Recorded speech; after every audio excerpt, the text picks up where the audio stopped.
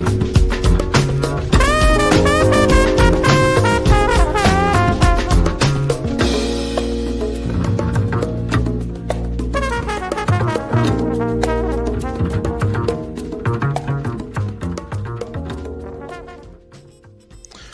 back to the Brother Show. I am your host, K Mo. We're continuing this series on health and wellness. With the Brother Show, we talk about relationships, community, and being a better person. That said, I wanted to talk about finding your balance and in your healthy mindset, and trying to figure out what that looks like for yourself if you're trying to be a better person. And for myself, I would say for the longest, there were some books that I read that really helped me be a better person and understanding what that looked like for relationships, my community. I will say we all have these vices, or we all have these things where we don't necessarily, aren't perfect. And I hate using that word because technically, the only person that can be perfect is God. And so coming from a faith-based background, I hate when people use that, but I also understand it. And it should be something that's understood.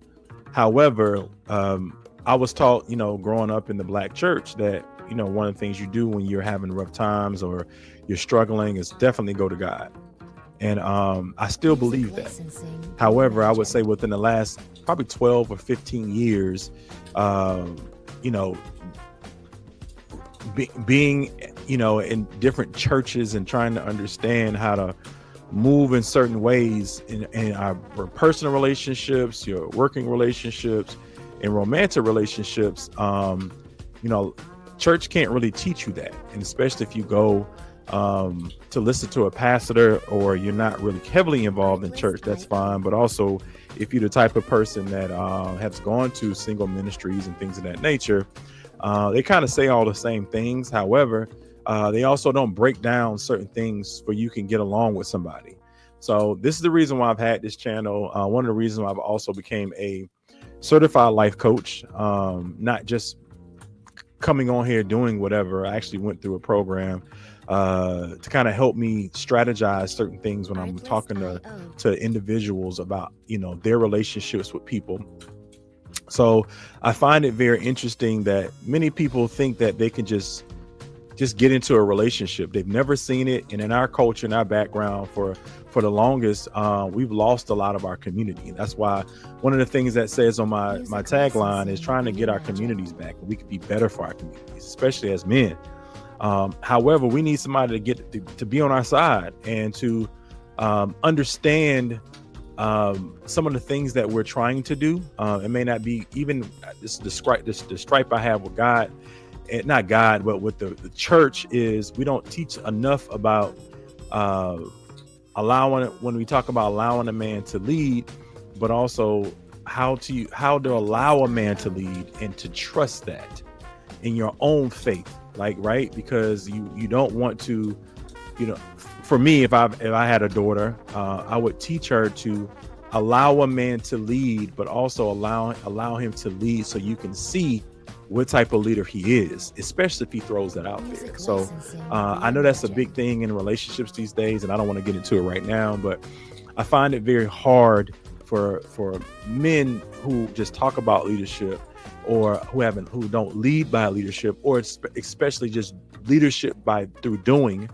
And the two things I was always taught, and it wasn't from a pastor or anything like that, or anybody that's huge in my life. It was actually from a man that I met just when I was going through a really hard time. This is when my mother was dying, and he said two things to me. He said, a man has two things. He has his credit and he has his word. And though that's something I've always kind of lived by anyway, but I always go back to that because your word is so important as a man. And if you're wanting somebody to allow you to lead in their life, you have to show them through leadership. And I try to show in in my relationships, especially my romantic relationships and my professional relationships, is through, my word. And a lot of people, will make excuses for certain things, but you got to watch how people interact with other people and watch and pay attention and see what they do. Because if they say that they want a serious relationship, that means that if they're able to do things in other parts of their life, and that's important, and they're wanting to be in a relationship with you, typically you may not be the priority. So that's how I always live. And I know a lot of guys think the same way, but there are some guys who don't. So with that said, getting back to your mindset and making sure that you take care of your mind as well as your physical health, we're going to talk about mind today, right? And so finding balance between your health, which is working out, which is also, eating healthy, which is also, spending time with certain people who are important to you, and having time for yourself is super important. So, I would say always start off with, you have 24 hours in a day. And I would say, remember to maximize those 24 hours in a day. So my number one thing is I try to live by, and other people that I know who are trying to do this, again, it's trying. You're not going to be perfect at it, but starting somewhere. And so I would always say to, keep a schedule, right? Write it down. We all, especially people who are over 35, should remember when we were in elementary school or middle school, we used to have to write things down when there weren't phones all the time. And you had a journal, or you had a planner. And so even to this day, I have to see my stuff. So some people may have a phone, they write it down, notes. I still have I use my notes in my phone to jot down the things that are going on in my life, as well as even things that I say that I need to remember, so I can make sure that I always keep my word. I won't put myself in situations if I can't do that. It has to be a huge emergency or something that happens in my life, which rarely happens in people's lives, but to try to keep my word. So I write things down, and I have to look at it, and I come back to it as well, to also jog my memory and to kind of hold myself accountable. So that's number one. I write things down. Number two is, I always try to read things to build my character every night. So if that's the Bible for you, if that's a self-help book for you, if that's another book that's talking about, a betterment of yourself, or learning something new, a page or two or a chapter or two per night is huge. I try to read about 3 to 4 pages. I've kind of gotten away from it recently, but I still read some type of something to kind of, hold myself accountable and push me and remind myself I don't have to be perfect. To always keep and do the things that I need to do before I rest my head at night. And it holds, again, that's another level of accountability for myself. Okay. Number 3, I would say, after you write the schedule down and you have the schedule, going back to the 24 hours in a day, if you, depending on your life, right? So we're talking about 24 hours, I would say 8 to 9 hours of work. Some people work 10-hour days. That's fine. You would adjust that then to your workout schedule. That's 1 hour. That's 45 minutes. That's an hour and a half. That's adjusted to your work schedule. I would also say keeping sleep as super important. Some people say 8 hours. I balance mine out to about 7 to make sure I have at least 7, because I think I'll be a little bit more grumpier than people say I am at times. You got to look at your travel to and from work. Some people work from home, so that's cool as well. Your eating schedule. So, I think some people take 30-minute lunch breaks. So I have about an hour and a half with that. And when you get to that, that's about 19 hours. And then you have 5 hours remaining. And I use 5 hours remaining because that could be adjusted with your work schedule, adding more time for your workout, maybe adding more time to your sleep. But looking at your 24 hours in a day, and some people also, including myself, I may take an hour maybe I have a show that I like to watch or I try to keep up on or things of that nature. I may have days throughout the week that I just say, hey, Wednesdays is my show day.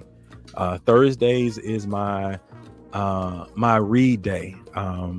Whatever that might be. It might even go to meeting somebody for a happy hour that's meaning, or a conversation, a dinner that's meaningful, that's going to help you in the long run.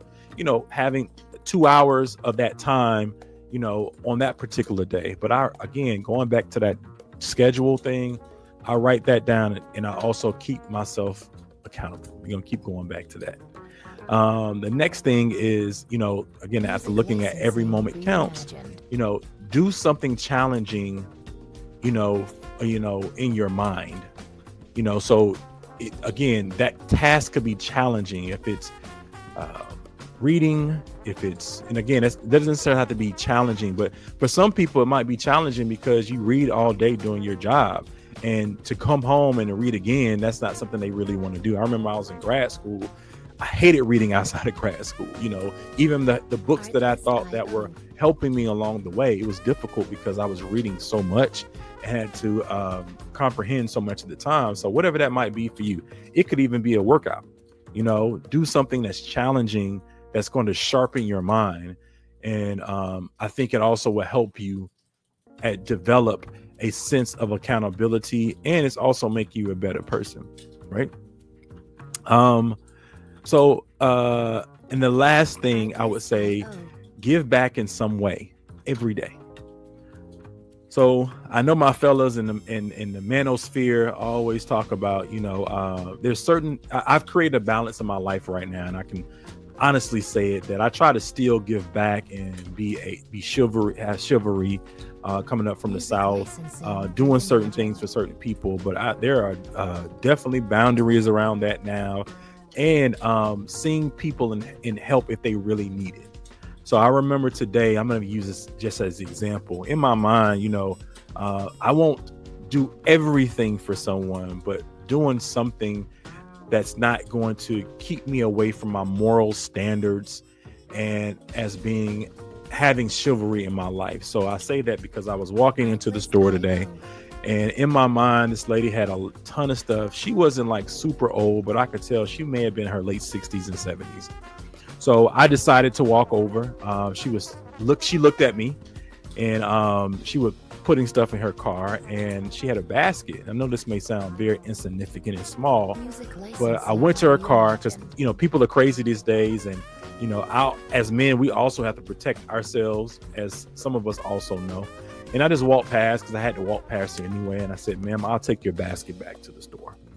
I know that sounds really small, but I actually had to think about it because it's something I used to do all the time.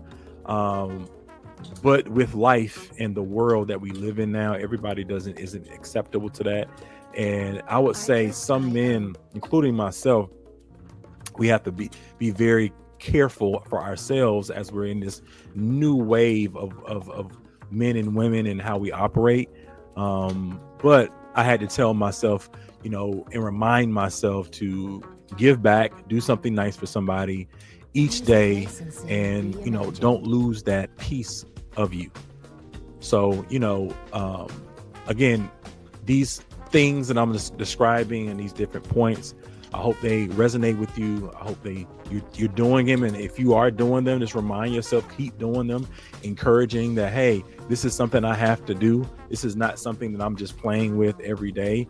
No, this is your life. You want to get stronger in your mind. You want to be able to help others. You want to be a person in the community, in the society, that is going to help it grow. And we've gotten so far away from that. But again, this channel is to remind us as men and as women to look at men in a different way and allow yourselves to be vulnerable so that we can come back together. So until next time, we'll see you again. The Brother to Brother Show. I'm K-Mo. Peace.